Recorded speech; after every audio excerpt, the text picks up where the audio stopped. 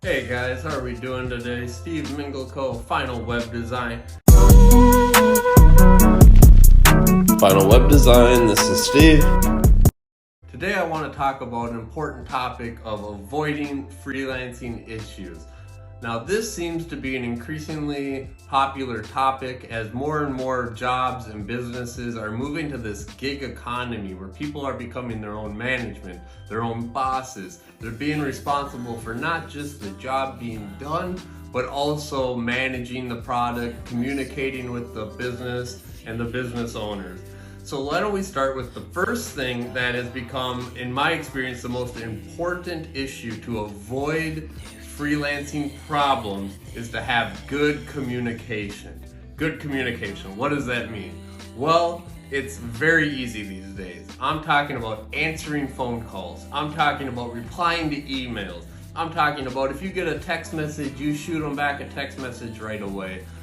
This avoids 95% of the issues you're going to come across as a freelancer. The problems always arise when people don't keep communicating. When one party stops talking to the other business, then everything can fall apart really quickly. So I'm gonna start with the number one most important thing that really stems everything else is maintaining good communication with the client, with the business. That will bring me into my second topic here on avoiding freelancing issues, and that is to provide quality.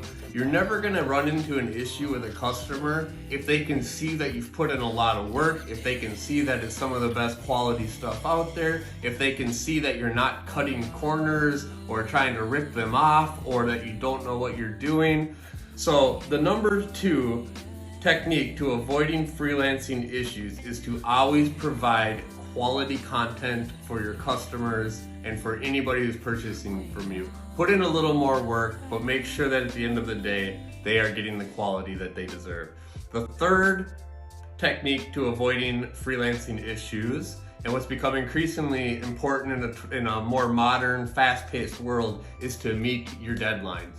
If you tell somebody that their business website's gonna be out for their next event in the summer, or for their next sports organization, or whatever the event might be, businesses have deadlines, and you need to make sure that you're being responsible for their time. If they need to meet a deadline, you need to promise them that you're gonna have that product to them.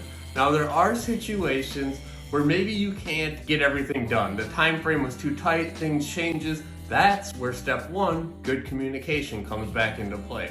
Because if you can communicate with people that, hey, you've added this, you've changed this, you wanted to do something different here, that's fine. Everybody's okay, but it's gonna extend the deadline. So I would say the third and most important thing to avoiding freelancing issues is to make sure that you are meeting the deadlines that you are giving the people in their businesses. The fourth, and what I would also kind of say is just kind of ties to provide quality, is to care about your customers. At the end of the day, far too many people are their only thoughts and cares are about making the money. And I get it, you get a big payment at the beginning, you basically want to take that money, and then things start to go a few weeks, and that's where the issues arise. But if you care about your customer, it doesn't matter if it takes an extra week or two. You have to make sure that you budgeted the project in a way that you're not gonna lose money, and that at the end of the day, the customer is all that really matters in keeping them happy. So there's different ways to do that, but whatever you do, always keep the customer satisfied. Think about if you were in their position and you spent $2,000, $3,000, $4,000 for a website, and now things aren't being done as you want. I mean, it's a stressful situation, not just from your perspective because they're maybe making changes, but from the client's perspective because they spent thousands of dollars and they're not getting the product that they want. So I would say number four is to always care about your customers. And I think that's something I really specialize in. I care about all my customers, just to kind of throw that in there. But the fifth one I would say, and this is always, I think, what really separates people who stay in this field to people who wander into other ventures or can't cut it, is to enjoy freelancing or to enjoy what you're doing. If you're not having fun, if it's not, enjoyable to you, I mean, no job is 100% fun or enjoyable at all times. But at the same time, if you're not having fun and you're not enjoying it, you're just never gonna succeed in this industry. Things are changing way too quick. Technologies are changing, smartphones, tablets, browsers, frameworks, and I mean, the list goes on and on when it comes to technology. So things are always changing, and you're gonna have to enjoy what you're doing. Otherwise, you're ultimately not gonna succeed, and you will run into freelancing issues. So guys, that's kind of, in conclusion, the big picture of how to avoid these issues. I will tell you, I've run into so many businesses that have run into each and every one of these 5 issues I've just listed. And it never ceases to amaze me that they didn't take these steps to ensure that everybody is benefiting from the business transaction. So guys, with that being said, just stay tuned. We'll have more videos coming soon. This should just kind of give you a good idea of if you're getting into the freelance market.